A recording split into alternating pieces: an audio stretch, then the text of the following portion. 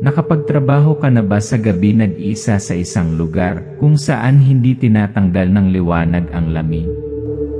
Isang lugar na tinatawag ng lahat na normal, ngunit may mali hindi maipaliwanag. And my name is Gerson. Hindi ako naniniwala sa mga multo hanggang sa kumuha ako ng night shift sa isang 7-Eleven. Neon 7-Eleven lights as maulan ng gabi. Tunog ng kulog isi kaibigan. Kakagraduate ko lang ng high school. Walang kolehiyo, walang pagkakataon, isang responsibilidad lang, tulungan ang kapatid kong matupad ang pangarap na isinantabi ko. Sa halip na gumala ng walang patutunguhan, nag-apply ako ng night shift job sa 7-Eleven sa susunod na bayan, isang lugar na sinabi ng lahat na stable, safe, air-conditioned. Hindi ko alam na bumukas ang pinto, hindi lang para magtrabaho, kundi pati na rin sa ibang mundo. Loob ng shop, pagpapalalim ng ilaw, 2 rilang. Magaan ni musika ni nagplaro mula kay radyo. Mabilis akong nasanay sa trabaho. Malinis, maagap, walang nagreklamo. Ang mga gabi lang ang mahaba. Sa parehong shift sa akin ay si Rainier, ang batang empleyado, na laging nakabaon sa isang libro na para bang gusto niyang tumakas sa lugar na ito. Akala ko dati bookworm lang siya. Pero ngayon naintindihan ko na, hindi nagbasa si Rainier para matuto, kundi para umiwas ng tingin sa paligid. Iyan matag na Gerson, nagsimula ng kinig. Isang maulan na gabi. Nagpupunas ako ng sahig nang may nakita akong figura na tahimik na nakatayo sa labas ng glass door. Isang matandang babae, payat, hindi kumikibo. Naisip ko, baka dumaan lang, sumilong sa ulan. Yumuko ako para ipagpatuloy ang pagpupunas. Ilang segundo lang, inangat ko ang ulo ko. Nasa loob siya. Pagkaupo ng tuwid sa hapagkainan, ang kanyang mga mata ay tila tumatagos sa aking kaluluwa. Walang doorbell. Walang yabag. Katahimikan lang at takot na bumabalot sa bawat himaymay ng aking pagkatao.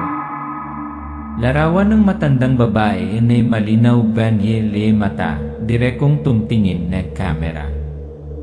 Mula noong gabi niyon, hindi na ako ang Gerson ng nakaraan. At hindi ka na magiging iyong sarili pagkatapos marinig ang kwentong ito. Misteryo sa 7-Eleven, ang lihim ng night shift. Ang walang laman na kalye sa 11 kalye. Ang 7-Eleven na ilaw ay nagbuga ng maputlang asul na liwanag na parang huling hininga sa dilim. Sabi nila, ang saigon ay hindi natutulog. Ngunit sa isang maliit na bayan na tulad ko, may mga gabi na kahit ang hangin ay walang lakas ng loob na dumaan. And my name is Gerson. 19 years old. No college degree. No direction. Tanging pangako na magsasakripisyo ako para maipagpatuloy ng kapatid ko ang pag-aaral niya. Ed 7-Eleven store, maayos na mga estante, malamig na puting ilaw. Si Gerson ay nakatayo sa counter, nag-scroll sa kanyang telepono. Sa likod niya ay si Rainier, payat, nagbabasa ng libro, tahimik. Ang night shift ay walang espesyal. Ilang customer ang bumibili ng instant noodles, ilang lasing ang nagtatanong ng maling address, at hindi mabilang na oras ng dead time. Hindi ako nagrereklamo. Ang pagkakaroon ng trabaho ay mabuti. Ngunit kung minsan, nagtataka ako, bakit walang gustong gawin itong pamatagalang night shift? Matag na Gerson iray tumingin na salamin. Nagsisimula nang bumagsak ang tunog ng ulan. Ang liwanag ay sumasalamin sa basang salamin. Sa di kalayuan, isang figura ang nakatayong hindi gumagalaw. Sa unang pagkakataon na nakita ko siya nakatayo sa ulan, walang payong, hindi gumagalaw. Isang matandang babae na kasing payat ng tuyong sanga, nakatitig lang sa salamin. Hindi gumagalaw. Hindi kumukurap. Lalabas na sana ako at magtatanong kung kailan nawala siya. Yumuko si Gerson para linisin ang sahig, kamera mula sa mababang anggulo. Tunog ng mopping, tunog ng tubig. Marahan ang pagbuhos ng ulan sa labas ng pinto. Sabi ko sa sarili ko, baka pagod na ang mga mata ko, baka nagre-reflect ang ulan, maybe I'm imagining it. Ngunit kapag inangat ko muli ang aking ulo, nakaupo Yenji, matandang babae, sulok ng tindahan. Walang nakakaalam kung paano siya nakapasok. Walang tunog ng pagbukas ng pinto. Walang tugtog ng kampana. Nakaupo siya sa loob. Nakatingin sa akin. Hindi ngumingiti. Hindi nagsasalita. Ang kanyang mga mata ay maputi na parang fog. Gerson stiff, tumingin at paligid ng shock. Nagbabasa pa rin si Rainier. Walang nagre-react sa kakaibang presensya. Walang nakakita kundi ako. O pagod na ba ako? Patuloy akong nagpupunas, nagkukunwaring walang nakikita. Pero sa tuwing tatalikod ako, lumalapit siya. Unti-unti, hakbang-hakbang, walang tunog, walang hininga. Ilang hakbang lang, Angie, matandang babae, Eve Gerson. Kumikislap ang mga ilaw. Walang background music. Tanging tunog ng tibok ng puso. Sa huling pagkakataon na nakita ko siya, napakalapit niya, ay nakikita ko ang bawat kulubot at isang tingin na tila bumabaon sa aking alaala. At kinakain ako ng buhay. Hindi ako sumigaw. Tinanong ko lang, ano ang kailangan mo? Walang sagot. Tumalikod lang siya, naglakad palabas at nawala sa kadiliman. Gerson Panning, pagsasalig sa isang shelf. Hindi ako nakatulog noong gabing iyon. Hindi dahil sa takot ako sa multo, kundi dahil hindi ko maintindihan ang nangyari. Bakit hindi ko narinig na bumukas ang pinto? Bakit walang ibang nakakita sa kanya? At bakit hanggang ngayon ang pagmumukhang yon? Isang linggo, ibang gabi. Akala ko tapos na. Pero hindi pa pala. Simula pa lang. Bawat gabi pagkatapos noon ay isang hakbang na papalapit sa isang kadiliman na hindi ko pinaniwalaan na totoo. Isang gabi, la shop, walang customer. Si Gerson ay nagtatakip ng ilang punit sa noodle box gamit ang tape. Ang kanyang mga kamay ay bahagyang nanginginig. Akala ko isang mental slip lang ang gabing yon. Pero parang may ayaw akong kalimutan. Pagkalipas ng isang linggo, nagsimula akong makarinig ng higit pang mga kwento. Bulong, umiwas ng tingin. May alamang mga tao sa lugar na ito. Ngunit walang nagsabi ng kahit ano.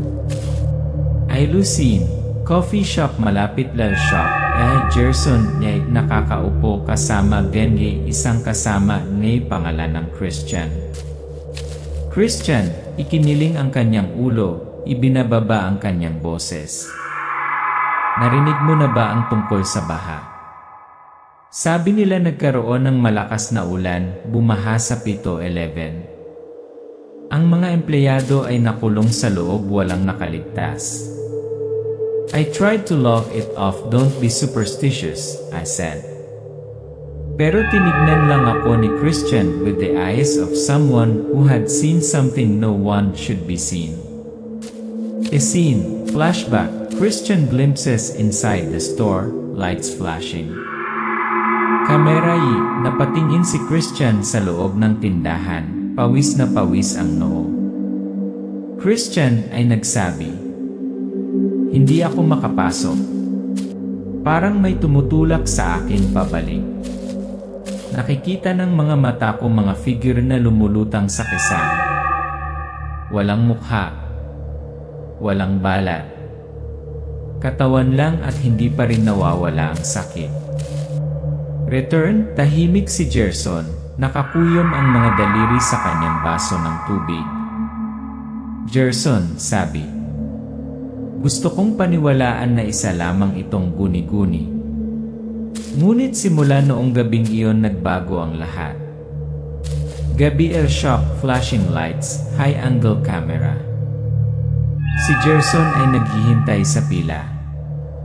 Pumasok ang isang estranghero, matangkad, na may nakasuot na Amerikana sa kanyang ulo. Hindi ko makita ang mukha niya. Nakita ko ang kamay niya, 6 na daliri, matutulis na kuko, gumagalaw na parang galamay. Isang shot ng kamay na may hawak na lata ng beer na dumadaos-dos sa scanner. Nang ibigay ko ang aking bag, nakita ko ang mahahabang butas ng mata, walang ilong, at isang tingin parang sa reptilya. Malamig. Hindi kumukurap. Wala siyang sinabi. Pero nang umalis siya, namatay ang ilaw ng 3 segundo. Pagbalik nito, wala na siya. Nawalan ng control si Gerson, Rainier reminds. Rainier, "Hey, are you okay? Ang putla ng mukha mo." Gerson, pabulong. "Nakita mo ba yung customer kanina?" Rainier, dahan-dahan. "Kanina. Walang tao sa shop kundi ikaw at ako." Kinabukasan ng gabi, lumitaas ang Celso. Nakatayo sa labas si Gerson na humihitit ng sigarilyo at nakita niya ang isang pamilyar na figura na dumaan, si Celso, ang kaibigan na namatay sa isang aksidente sa sasakyan 2 taon na ang nakakaraan. Natigilan ako. Alam ko ang lakad na yon, ang tindig na yon, ang buhok na yon. "Celso." Tumawag ako, walang sumasagot. Pero nang lumingon siya, nakita ko ang lubid na nakasabit pa rin sa kanyang leg. Ang kanyang mga mata ay itim na parang hukay. Tumakbo lay Gerson punong tindahan, mahirap din nagsara ganis pinto at likod niya. Napabuntong hininga siya, nanginginig ang mga kamay habang nilock ang pinto. Alam ko lahat ng pinagdaanan ko ay hindi ko na imahinasyon. Hindi ito mga bangungot. Ito ay mga bakas ng hindi masabi na pagkamatay. Nakatingin na Gerson ng security camera, deser. Ipinakita ng kamera ang tindahan kung ano ang dati. Walang customer. Wala si Celso. Walang iba kundi si Gerson at mga dark circle sa mga sulok ng screen. So sinong nakikita ko? O anong nakikita ko? Add Pito 11 restroom, add Gerson written notes, add kanyang notebook. Hindi ko na masasabi kung ano ang totoo at kung ano ang panaginip. Pero alam ko hindi lang ako ang nakakakita sa kanila. Ang tindahan ito ay namarkahan ng mahabang panahon. Sandy, bagong empleyado, nakakatangi ay counter. Si Sandy, naninginig, ay nag-abot ng paninda sa isang lalaking customer. Kapag umalis ang customer, hindi siya makabuo ng mga salita. Sandy, pabulong. Si Gerson ang kanyang mga kamay ay hindi tao. Sila ay umaalon parang mga galamay. Gerson. Hindi si Sandy ang tipong magpanik. Pero ang tingin sa mga mata niya noong araw na yon sinabi ang lahat. Manong Leandro, matandang guard, nakakatakot, naninigarilyo sa labas. Leandro, nakita mo na ba ang mga bitak sa dingding sa likod ng bodega? Minsan akong nakaharap sa isang bagay hindi tao, isang higanteng tuko. Hinatak nito ang braso ko na parang sanga. Naririnig ko pa rin tumatawa. Gerson, akala ko sinasabi niya lang iyon para takutin ako hanggang sa nakita ko ang mga marka ng kuko ng 3 daliri sa baldosa. Eli Rhoda, seat lead, upot ilet kitchen, dark circles. Rhoda, pabulong. Minsan kong nakita ang sarili kong libing. Isang demonyo itim na parang usok ang tumayo sa tabi ko buong gabi. Binubulong ang pangalan ko na parang malungkot na oyay. Ang sabi mamamatay ako sa uniforme na ito. Gerson, nagsimula akong maunawaan. Ang nakita ko ay hindi na isang aksidente. Hindi na isang gumagala-gala na multo. Ito ay mga nakulong na kaluluwa, sinusubukang sabihin ang isang bagay o bawiin ang isang bagay na kinuha. Isang lasing enay customer day naglalakad yay isang tindahan si mainit na gabi.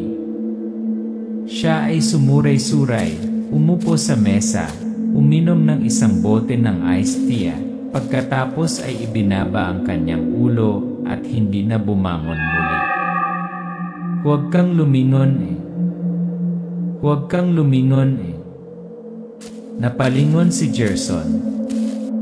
Natahimik ang katawan. Ngunit isang puting figura, isang malabo, ang nakatayo sa likuran niya. Gerson. Hindi ako sumigaw. Hindi ako umiyak.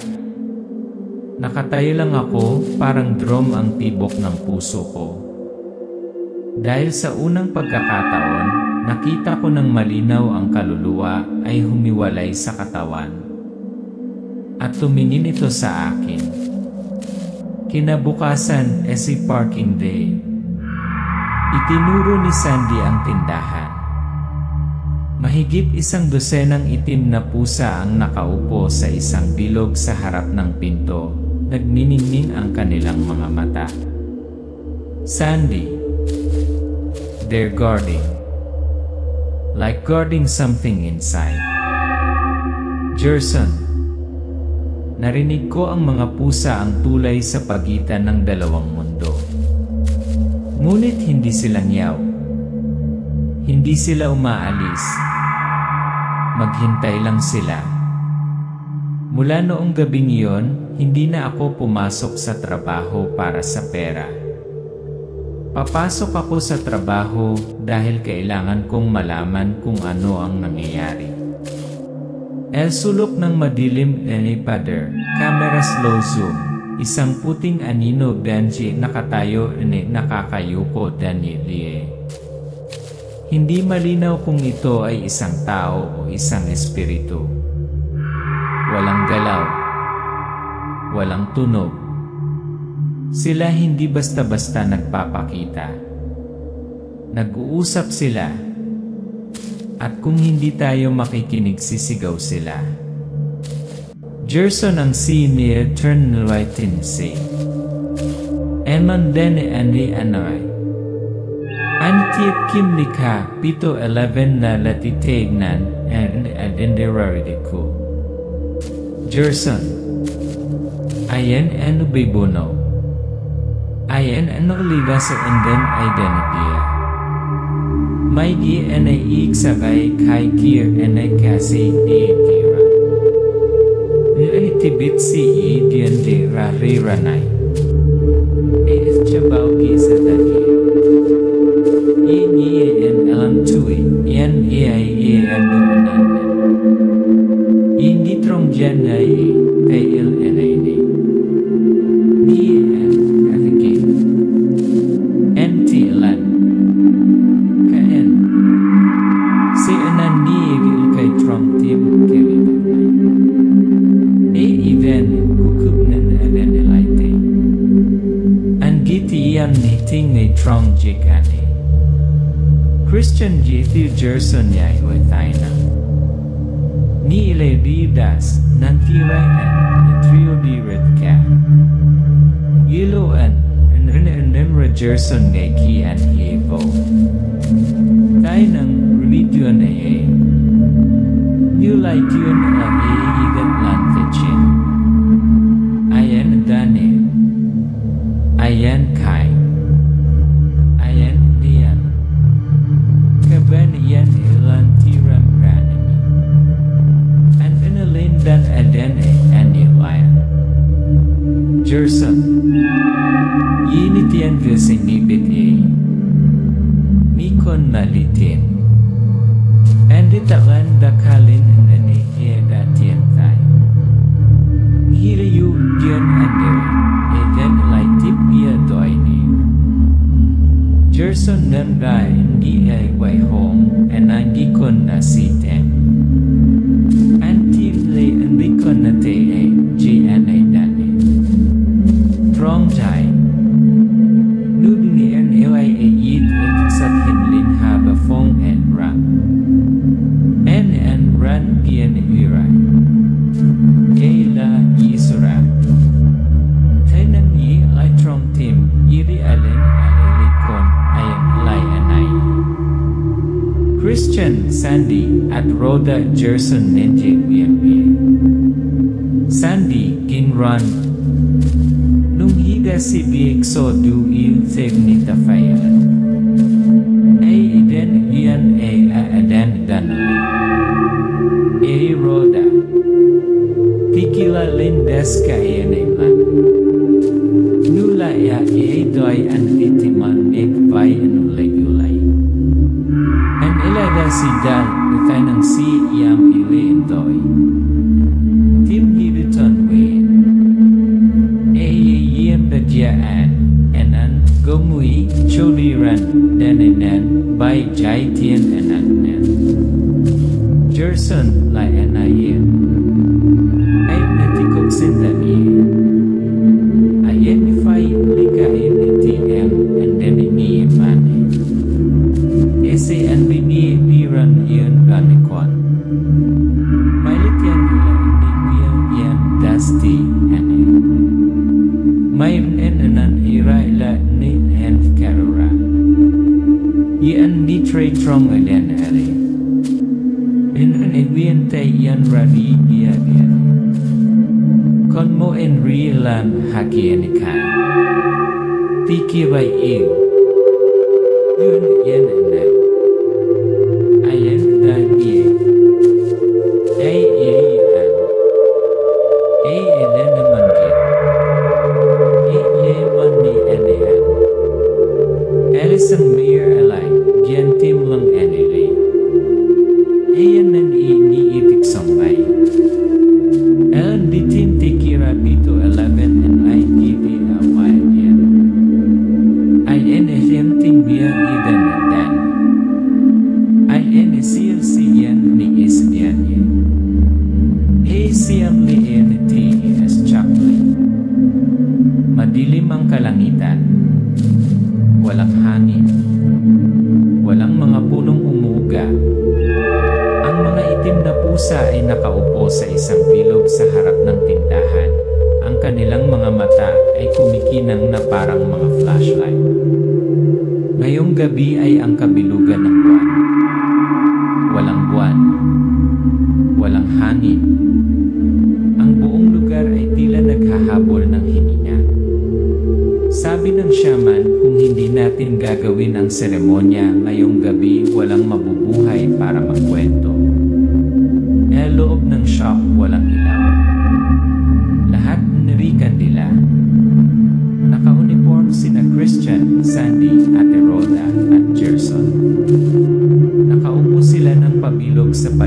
ng mga alay, puting lugaw, asin, effigies, at mga tapyas na nakasulat sa nanginginig na sulat kamay. Ang bawat isa sa atin ay nagdadala ng takot sa ating mga puso. Isang alaala na hindi natin pinangahasang harapin. At ang espiritong iyon alam nila. Malitang eksena, nagbabalik Daniel may kaluluwa. Namatay Daniel ay ilaw, tunog ng isang bata digi umiiyak, parang mula sa ilalim ng lupa. Isang maliit na batang babae na nakaasul na damit ang lumitaw sa gitna ng pasilyo. Hawak ang isang bulanit na manika, ang kanyang mga mata ay walang buhay. Naglakad siya patungo kay Sandy at nagtanong, "Babae, bakit iniwan mo ako dyan? Nangako ako babalik ako." Napaluha si Sandy, niyakap ang figura. Ngunit ang batang babae naging abo sa kanyang mga bisig. Iyan, i-restore, sound, i-automatic scanner beeping kahit walang humawak dito. Lumingon si Christian. Isang walang mukha na lalaking nakasuot ng bulanit na lumang suit ang nag-scan sa hindi nakikitang paninda. Gerson. Nakita niyang namatay ang kanyang ama at hindi makatawag ng ambulansya dahil sa sobrang takot niya. At ngayon bumalik ang mukha na iyon bilang patunay ng kanyang pananahimik. Sigaw ni Christian. Ngunit hinila siya ng walang mukha na kamay sa istante. Tunog ng kalabo. Katahimikan. Tubig din ay tumaas mula kay sulok ng tindahan. Tumakbo sina Gerson at Rhoda patungo sa bodega. Malamig ang tubig, umaagos na parang diluted na dugo. Ang mga mukha ay tumaas mula sa tubig, nila, ang mga bibig ay nakanganga. Elid kaluluwa ng Eli biktima, sabay-sabay. Namatay kami dahil walang nagbukas ng pinto. Narinig mo ba kaming sumigaw? Nakatayo si Ate Rhoda, ibinubulong ang tiyan. Isang kamay ang humila sa kanya pababa. Lumingon si Gerson, ngunit ang anting-anting lamang ang lumulutang. Climax scene, nabira Bene ceremony. Gerson alone, pagtawag niya si bawat pangalan. Walang sagot. Binubuksan niya ang telepono. Malabo ang screen. Binasa ang huling incantation. Nanginig niyang idinikit ang kandila sa sahig. Hindi ko ginawa iyon para iligtas sila. Pero para ang natitira sa kanila ay hindi maging mapaghiganting espiritu. Ayoko maulit nila ang kanilang pagkamatay. Ngayong gabi. Sa susunod na gabi. Magpakailanman. Bumalik Daniel A. Ilaw, bumalik abnormal gun shop. Walang tubig. Walang umiig. Nakahandusay sa sahig si Gerson, dilat ang mga mata. Sa labas ng pinto, nagsisimula palang magliwanag ang langit. Epilogue, 5 years later. Scene, nagbabago din hibayan, bagong Meridian, parang walang nangyari. Si Gerson, ngayon ay isang manggagawa sa opisina. Itinigil niya ang kanyang sasakyan sa tapat ng bakanteng lot. Gerson landa. Nagsara ang 7-11 noong gabing iyon. Walang nagpaliwanag. Walang nagtanong. Walang gustong magsalita tungkol dito. Ako lang ang nakaligtas. And I'm not sure if that's a blessing or curse. Lumang vanity, bumukas ba ni glass door, isang nagkuning asul na ilaw. Isang batang babae ang dumaan. Isang figura ang lumabas sa tindahan, dahan-dahang nakayuko. Gerson, nakatitig, bumubulong. Hindi pwede. Mahal na nag-zoom din ay camera dahil mukha ng Yan ay matandang babae, na maputi vane ne mata, diretsyo vane tumtingin kamera. Ang ilang mga pinto ay hindi na dapat mabuksan muli. No wakas,